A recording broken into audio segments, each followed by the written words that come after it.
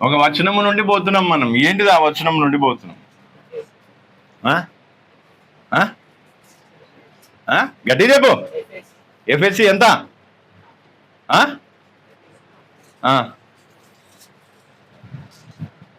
FSC 4:30 నుంచి పోయి ఎన్ని రోజులు అయింది? అది వెళ్ళిపోయి ఎన్ని రోజులు అయింది? ఇప్పుడు మనం ఏ వచనాన్ని ఆధారంగా తీసుకొని మనం ఏం చేస్తున్నాం? వాక్యం నేర్చుకుంటున్నాము. 1 యోహాను 2వ అధ్యాయము 28వ వచనం నుండి 3వ అధ్యాయం 3వ వచనం వరకు. అయితే అందులో మనం ఏం చేస్తున్నాం? 28వ వచనంలో ఏం రాస్తుంది? ఏముంది? చిన్నపిల్లలారు కాదు, దేన్ని ఆధారం చేసుకొని చెప్తున్నామా? చదవమ్మా. 28 చదువు.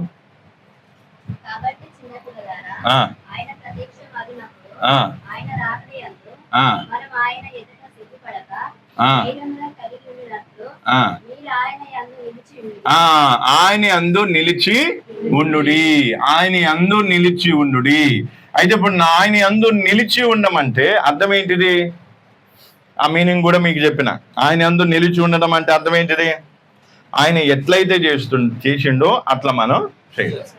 అంటే యేసు ప్రభువులో మనం ఏం కావాలి? ఏకమైపోవాలి. ఆయన ఆలోచనలో, ఆయన ప్రవర్తనలో, ఆయన నడవడి ఏదైతుందో అన్నిట్లో మనం ఏం కావాలి? ఏకమై. అంటే సేమ్ టు సేమ్. ఇప్పుడు యేసు ప్రభు ఇట్లున్నాడు అనుకో అనా, యేసు ప్రభు ఇట్లుంటే మనం ఏం చేస్తాం? మనం కూడా సేమ్ టు సేమ్ ఏం కావాలి? యేసు ప్రభు వలె. అంటే ఆలోచనలో కానీ, ప్రవర్తనలో కానీ, నడవల్లో కానీ, అంటే అన్ని విధాలుగా మనం యేసు ప్రభు ఉన్నట్టుగా ఉండాలి. అంటే ఆయన యందు నిలిచి ఉండాలి. ఆయన యందు ఆయన వలె మారాలి. ఈ విషయాన్ని అందుకే అక్కడ ఏముంది? ఆయన రాకలో మనం సిగ్గుపడకూడదంటే ఏమేమి ఎందుకు సిగ్గుపడాల్సి వస్తుంది అవి కూడా మీకు చెప్పిన. అవన్నీ అడిగినప్పుడు ప్రయోజనం ఉండదు. అనవసరంగా నా మైండ్ కరా అవునా? ప్రయోజనం ఏమైనా ఉందా? ఎందుకు సిగ్గుపడాల్సి వస్తుంది పాయింట్ వైజ్గా మీకు చెప్పినా లేదా? తర్వాత ఎప్పుడు యేసు ప్రభు రాకలో మనం ధైర్యంగా ఆయనని ఎదుర్కోవాలంటే మనం ఎట్లుండాలి? ఏముండాలి? ఆయన యందు నిలిచి ఉండాలి. ఆయన యందు నిలిచి ఉంటే అప్పుడేమైతుంది? యేసు ప్రభు రాకలో మనం ధైర్యంగా, యేసు ప్రభు రాగానే వెంటనే ఏమంటాం? మేఘాల మీదకి ధైర్యంగా యేసు ప్రభు దగ్గరికి పోతాం. లేదంటే సిగ్గుపడాల్సి వస్తుంది. ఏమైతుంది? సిగ్గుపడాల్సి వస్తుంది. ఆయన రాకలో ఎత్తబడే ధన్యత కూడా కోల్పోయే అవకాశం ఉంటుంది. కాబట్టి ఆయన యందు నిలిచి ఉండాలి. దీంట్లో మీకు పార్ట్ వైజ్ ఏం చేయను, 0 to 12 years అనేది 3 భాగాలు. యేసు ప్రభు యొక్క జీవిత విధానాన్ని, లైఫ్ని మనం ఎన్ని భాగాలు చేస్తున్నాం అనా? ఎన్ని పార్ట్స్? 3 పార్ట్స్గా చేస్తున్నాం. ఒకటి 0 నుంచి 12. గట్టి చెప్పాలా? 12. 2 12 నుండి 30 సంవత్సరాల వరకు. 3 30 నుండి 33.5 సంవత్సరాల వరకు. ఎప్పటి వరకు? 33. ఎంత వస్తుంది? 33 సంవత్సరాల వరకు. అర్థమవుతుందా? ఈ 3 భాగాలు చూసి ఇప్పుడు యేసు ప్రభు జీవిత విధానం ఎట్లా ఉంది, సేవ తర్వాత ఇదేమైతుంది? ఇది సేవకు వస్తుంది. ఇవి రెండేమో వ్యక్తిగత జీవితాన్ని సూచిస్తుంది. ఈ 3 విషయాలు పెట్టి మనం ఏం చేస్తున్నాం? యేసు ప్రభు ఏ విధంగా జీవించుండు, మనం కూడా ఏ విధంగా జీవించాలి అనే విషయాన్ని మనం నేర్చుకోవడానికి యేసు ప్రభు జీవితాన్ని ఎన్ని భాగాలుగా చేశా? 3 భాగాలుగా చేసి పుట్టినది మొదలుకొని 12 సంవత్సరాల వరకు, 12 సంవత్సరాల నుంచి 30 సంవత్సరాల వరకు, 30 నుండి 30.5 సంవత్సరాల వరకు మనం ఏం చేస్తున్నాం? యేసు ప్రభు జీవితాన్ని విభజించి దాంట్లో అనేకమైన విషయాలు మనం నేర్చుకుంటూ వస్తున్నాం. అయితే ఇంకో విషయం, ఇవన్నీ మీకు ఎంత క్లుప్తంగా నేర్పించినా కూడా మీరు పట్టించుకోకుండా మీ జీవితాన్ని వాక్య ప్రకారంగా సరి చేసుకోకపోతే ఏం కాలేదు? దేవుని ఉగ్రత నుంచి తప్పించుకోలేరు. గుర్తుపెట్టుకోండి. ఇది మాత్రం చాలా మంచిగా ఏం చేసుకోండి, గుర్తుపెట్టుకోండి. మీకు ఇంతమందికి చెప్పిన మీకే అర్థం కాకపోతే దాంట్లో మీరు ఏం కావచ్చు? ప్రశ్న వేయచ్చు. తలదిగ్గ ప్రశ్నలు కాదు, అవసరాన్ని బట్టి వచ్చేటువంటి ప్రశ్నలు. ఆ ప్రశ్నలకు జవాబు ఇచ్చే పూచి కూడా నాది. లేదు నేను ఏది పడితే అది చెప్తా, నువ్వేం చేయాలి? ఏం చేయాలి? విని కూర్చోవాలి, నాకు సంబంధం లేదు అని అంటున్నారు. ప్రశ్నలు అడిగే అవకాశం కూడా ఇస్తుంది. ఇప్పుడు ఇది అయిపోయిందా? అయిందా? ఇంతవరకు అయిందా? ఇప్పుడు ఈ 3 విషయాలు అర్థమైనాయా? ఇప్పుడు మనం దీంట్లో నుండి ఏం చేస్తున్నా, 0 నుంచి 12 వరకు ఉన్నటువంటి జీవితాన్ని మనం చూస్తున్నా. 0 నుంచి 12 సంవత్సరాల వరకున్న జీవితంలో చూస్తే ఫస్ట్ 0 అంటే ఏంటిది? ఆయన యొక్క పుట్టుక, జననం, యేసు ప్రభు యొక్క జననం. గుడి పెట్టుకోండి, యేసు ప్రభు యొక్క జననం.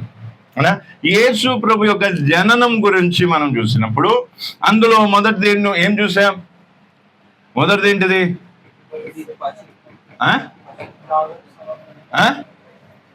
ఏంటిది? యేసు ప్రభు జననం ద్వారా మనం ఏం నేర్చుకుంటున్నాము?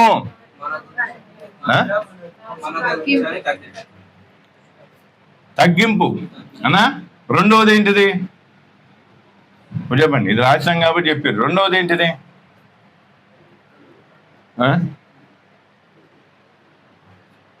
రెండవది ఏంటిది భయ్? ఎన్ని రోజులు చెప్పినా నేను చెప్పాలా? రెండవది ఏంటిది? ఇట్లా ఉంటే కష్టం, అలాగే ఇట్లా ఉంటే కష్టం. ఇన్ని రోజులు దేవుడు ఏం చేసిండు? నా నుంచి వేరే వాళ్ళని వేరు చేసిండు, ఇప్పుడు మీ నుంచి నన్ను వేరు చేస్తాడు. చూసుకోండి మరి, తర్వాత ఇంకా బాధపడి ప్రయోజనం ఉండదు. ఎన్ని రోజులు నేను చెప్పుంటా? కొన్ని వారాలు, కొన్ని నెలల దాకా చెప్పిందా లేదా? దీనత్వం గురించి చెప్పినా, దీన మనసు గురించి చెప్పినా, తర్వాత రెండో దాని గురించి ఎన్నిసార్లు చెప్పుంటా? ఫిలిప్పీలకు రాసిన పత్రిక తీసుకొని చెప్పినా, రకరకాలుగా ఎన్ని వచనాలు తీసుకొని చెప్పినా లేదా? దేని గురించి చెప్పిన? రెండవది ఏంటిది? కొన్ని నోట్స్ అన్న రాసుకున్నా, మరి అదన్నా చూసి చెప్పండి. అది మూడవది. రెండవది ఏంటిది?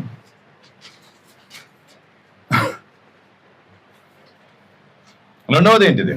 అది ఎప్పుడు చెప్పినా, అది ఎప్పుడు చెప్పినా కూడా మీకు గుర్తుండకపోవచ్చు. రెండవది ఏంటిది?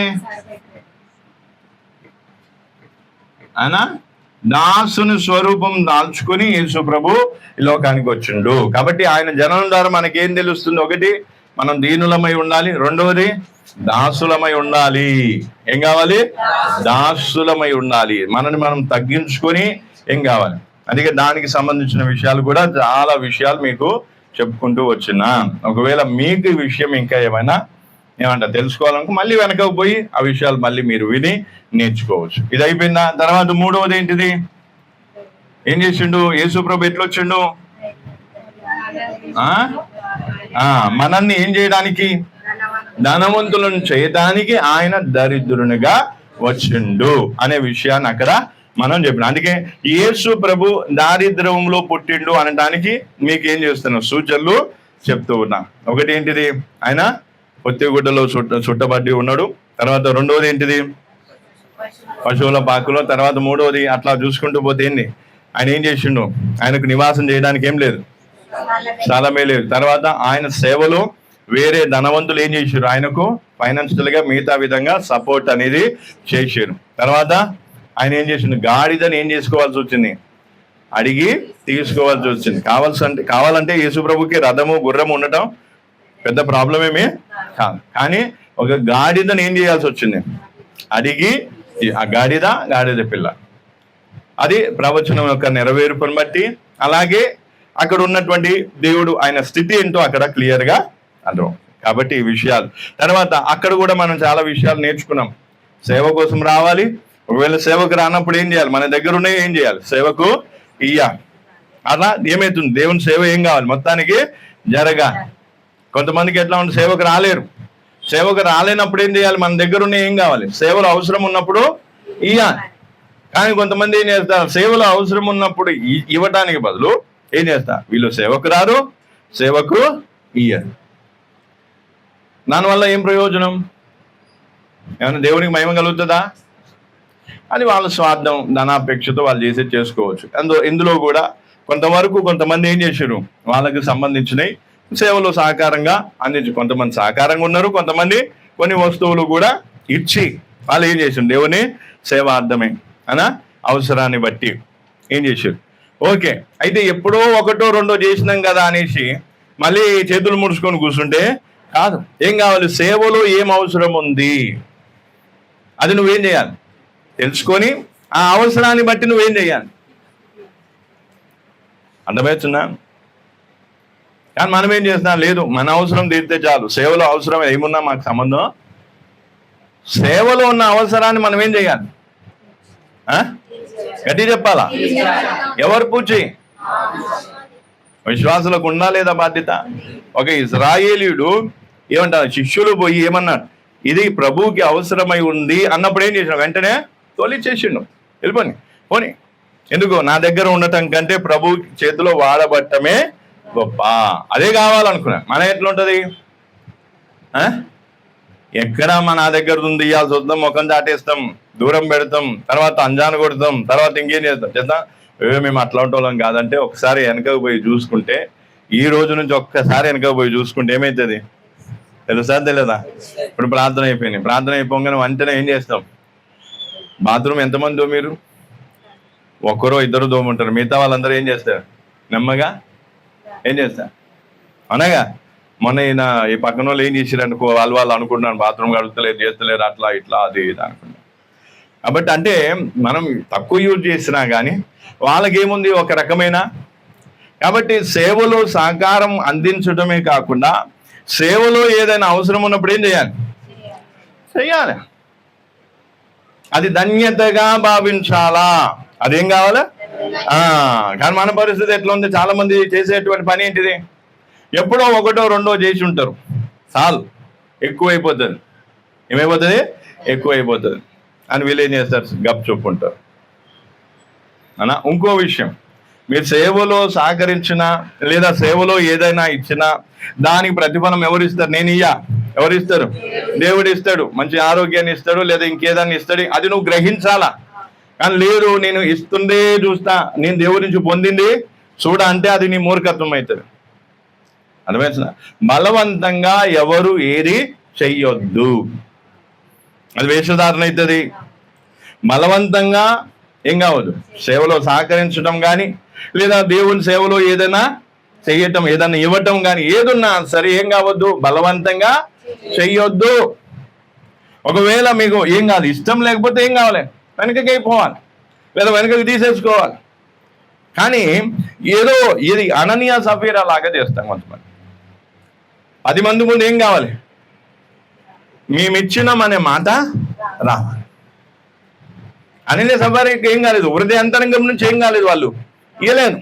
వాళ్ళు దేనికోసం ఇచ్చిర్రు అంటే సంఘములో వాళ్ళకు మాట రావాలి, పేరు రావాలి. అందరు ఇస్తున్నారు కాబట్టి మేము ఇస్తున్నాము లేదా మేము ఇచ్చినాము అనే మాట రావాలనే ఉద్దేశంతో వాళ్ళు ఏం చేసిర్రు ఆ పని. అందుకే ఇక్కడ మనం చూస్తున్నట్లయితే ఇది కూడా మనం ఏం చేసాం అనా, గాడిద పిల్లలను తీసుకొని పోవడం జరిగింది. తర్వాత ఇల్లును కూడా అడగటం జరుగుతుంది. దానికి సంబంధించిన విషయాలు నెమ్మదిగా మనం చెప్దాం. అయితే ఇక్కడ మనం అర్థం చేసుకోవాల్సింది ఏంటంటే, దేవుడు తన సేవలో ఎవరిని వాడుకుంటాడు, ఎలాంటి వారిని వాడుకుంటాడు అనేది ఈరోజు మనం ఏం కావాలి అర్థం చేసుకోవాలి.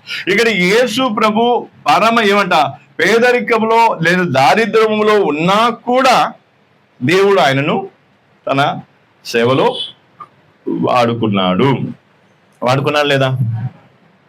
కాబట్టి ఇప్పుడు దేవుని సేవలో వాడబట్టడానికి మనం ధనవంతులం కావాల్సిన అవసరం. మనం ఏ స్థితిలోనైనా ఉన్నా, మనం కటిక పేదరికంలో ఉన్నా సరే దేవుడు తన సేవార్థమై మనల్ని వాడుకోగలుగుతాడు. అయితే దేన్ని చూసి? ఇవి 2 ఏముండాలి? లక్షణాలు. తగ్గింపు ఉండాలి, తర్వాత ఏం కావాలి? దాసుడు. అందుకే అపోస్తలుడైన పౌలును దేవుడు ఎందుకు వాడుకున్నాడు? ఎందుకంటే ఆయన ఏం చేసిండు? అందరికీ దాసుడైపోయాడు. అందరికి ఏమైపోయాడు? దాసుడైపోయాడు. కాబట్టి తగ్గించుకునే మనస్సు, దాసునిగా ఉండేటువంటి మనస్సు, అహంకారులను దేవుడు ఏం చేయడు? సేవలో వాడుకోడు. యేసు ప్రభువుకు ఉన్నటువంటి 2 లక్షణాలు ఏమైనాయి? ఇంకా చాలా పవిత్రంగా, నీతిగా, ఇవన్నీ కూడా ఉన్నాయి. కాబట్టి ఇక్కడ అర్థం చేసుకోవాల్సింది ఏంటంటే, పరమ కటిక పేదరికంలో దారిద్ర్యంలో ఉన్నా కూడా దేవుడు యేసు ప్రభుని సేవలో వాడుకున్నాడు. అదేనా? కాబట్టి అలాగే యేసు ప్రభు మనల్ని కూడా ఏం చేస్తారు, సేవలో వాడుకోవాలి అనుకున్నా. మనం ధనవంతులను చేసి, లేదా మనం విద్యావంతులను చేసి, లేదా ఇంకేదో చేసి వాడుకోవడం కాదు. మనం ఏ స్థితిలో ఉన్నా సరే మన ఏం చూస్తాడు, బాహ్యపు పరిస్థితిని కాదు, ఏం చూస్తాడు, అంతరంగంలో ఉన్న దీన మనస్సు, తగ్గింపు. నువ్వెంతగా తగ్గించుకుంటున్నా, తర్వాత నువ్వు ఎంతగా దాసుని స్వరూపం దాల్చుకుని దాసునిగా ఉండి. కొంతమంది సేవ చేస్తాం అనా, సేవ చేస్తామంట, కానీ సేవ చేయడానికి లక్షణాలు ఏం కావాలి, నిన్ను దాసునిగా చేసుకోవాలి. ఏం కావాలి, దాసునిగా చేసుకోవాలి. నువ్వు తగ్గించుకోవాలి. తర్వాత నీళ్ళు ఏముండాలి, దీన మనసు ఉండాలి. అహంకారం ఉంటే దేవుడు నిన్ను సేవలో వాడుకోడు. అందుకే యేసు ప్రభు ఎంతో కటిక పేదరికంలో ఉన్నా కూడా ఆయనను తండ్రి ఏం చేశాడు, తన మహిమార్థమే సేవలు వాడుకున్నాడు. అందుకే 3.5 సంవత్సరాలు ఆయనను సేవలో బహుబలంగా యెరూషలేము ప్రాంతాన్ని మొత్తం ఏం చేసే, అర్థమైందా, మొత్తం కదిలించేంత గొప్ప బలంగా దేవుడు సేవలో ఆయనను. అలాగే మనం కూడా ఏం కావాలి, యేసు ప్రభు వలె శారీరపరంగా దారిద్ర్యం అయినప్పటికీ, శారీరపరంగా బంగ్లాలు, కార్లు లేదా ఇంకేవో లేకపోయినా మనకు ఉండవలసినటువంటి లక్షణాలు ఉంటే, దేవుడు కోరినటువంటి మనస్తత్వం మనకు ఉంటే ఏమవుతుంది, ఆయన మనల్ని యేసు ప్రభుని వాడుకున్నట్టుగా మనను కూడా ఏం చేస్తాడు, వాడుకుంటాడు. కాబట్టి ఎవరికైనా దేవుని సేవలో వాడబడాలి అనుకుంటే అలాంటి వాళ్ళు ఏం చేయాలి, మొదట తమలో ఉన్న అహంకారాన్ని వదిలేయాలి. గర్విష్ఠులను దేవుడు ఏం చేయడం, గర్విష్ఠులు మాత్రమే ఏం చేస్తారు, దాసులుగా ఉండటానికి బదులు యజమానులుగా ఉండాలనుకుంటారు. యజమానులుగా ఉండాలనుకున్న కారణాన్ని బట్టి వీళ్ళు ఏం చేస్తారు, అందరినీ ఏం చేస్తారు అనా, పని చేపించడం గొప్ప కాదు, పని చేయటం గొప్ప. అలాగే ఇక్కడ దాసుని స్వరూపం దాల్చుకొని యేసు ప్రభు ఏం చేశాడు, తన శిష్యుల యొక్క కాళ్ళను కూడా ఇంకాడు, ఏం చేశాడు, వాళ్ళ పాదాలను కూడా ఏం చేసిండు. అంటే ఎంత దాసుని యొక్క మనస్తత్వం ఎంత ఉందో, ఎంత దీన మనస్సుందో అక్కడ ఏమవుతుంది, తేటగా తెలుస్తుంది. అందుకే ఇప్పుడు ఏం చేయాలంట, ఏం చేయాలి, యేసు ప్రభు వల్లే మనం కూడా ఏం కావాలి, సేవలో వాడబడాలంటే మనకు ధనవంతులమయ్యే అవసరం లేదు, లేదా విద్యావేత్తలమయ్యే అవసరం లేదు, లేదా ఇలాంటివి ఏవో పెద్దవి కావాల్సిన అవసరము. నువ్వు ఏ స్థితిలో ఉన్నా సరే, ఆర్థికంగా ఏ స్థితిలో ఉన్నా, నీకు పూర్తిగా చదువు రాకపోయినా, నువ్వు ఏ స్థితిలో ఉన్నా సరే, నువ్వు స్త్రీవైనా పురుషునివైనా, నువ్వు ఏ స్థితిలో ఉన్నా సరే, దేవుడు ఏం చేస్తా, నీ అంతర్గతాన్ని చూసి నిన్నేం చేస్తా, సెలెక్ట్ చేసుకుని సేవార్థమే ఏం చేస్తాడు, ఏం చూసి, యేసు ప్రభు యొక్క 30 సంవత్సరాల జీవితాన్ని దృష్టిలో పెట్టుకునే తండ్రి కుమారుని ఏం చేసిండు, సేవలోనికి తీసుకున్నాడు. గుర్తుపెట్టుకోవాలి, యేసు ప్రభు పుట్టగానే వెంటనే ఏం కాలేదు సేవ. యేసు ప్రభు 30 సంవత్సరాలు, అని 30 సంవత్సరాల జీవితము దేవుని దృష్టిలో, దేవుని ఎదుటుంది. ఆ 30 సంవత్సరాల్లో ఏమొచ్చినాయి, శోధనలు వచ్చినాయి, రకరకాల శ్రమలు వచ్చినాయి, రకరకాల ఇవన్నీ వచ్చినా కూడా ఇంకా వాటన్నిటిని అధిగమించిన కారణాన్ని బట్టి, ఆయనకున్నటువంటి గొప్ప మనస్సును బట్టి, ఆయన ఏమంట, ఒకవేళ దేవుడి లోకానికి యేసు ప్రభువుని పంపించినా కూడా, యేసు ప్రభు మనలాగా ఏదైనా పాపం చేస్తే, లేదా ఈ లోకంలో కలిసిపోయి ఇంకేదన్నా చేస్తే యేసు ప్రభుని దేవుడు వాడుకునేటోడా? ఆయన దేవుని కుమారుడు కాబట్టి వాడబడ్డాడు అనటానికి ఏం లేదు, ఆస్కారము లేదు. అది మూర్ఖత్వం అవుతుంది. ఆయన యేసు ప్రభు దేవుని కుమారుడు కాబట్టి దేవుడు సేవలో, అట్లా అంటే దేవుడు మన పట్ల అన్యాయం చేసినట్లయితుంది, దేవుడు తన కుమారుని పట్ల పక్షపాతము చూపినట్లయితుంది. కాబట్టి యేసు ప్రభు యొక్క ఏంటిదంట, 30 సంవత్సరాల జీవితం ఎవరు ఎదుటుంది, దేవుని ఎదుటుంది. 30 సంవత్సరాల జీవితాన్ని యేసు ప్రభు దేవుడు చూచి అప్పుడు ఏం చేసిండు, ఆయనని ఎందులోకి తీసుకొచ్చిండు, సేవలోనికి తీసుకొని సేవలో ఆయనను వాడుకున్నాడు. ఏంటంటే ఆ సేవలో ఆయనను